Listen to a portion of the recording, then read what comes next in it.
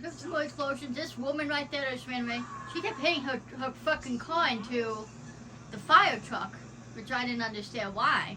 But then I was just waiting because I knew eventually her car would explode.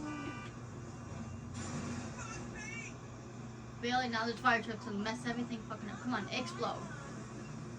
Give me a good explosion. Give me a good explosion. Them cars do kind of take forever to finally explode.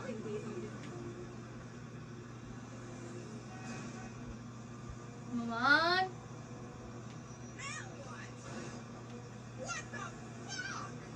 Explode. Did it just go out? What the fuck just happened? Guys? Can you tell me what the fuck just happened? You guys saw the fire too, right?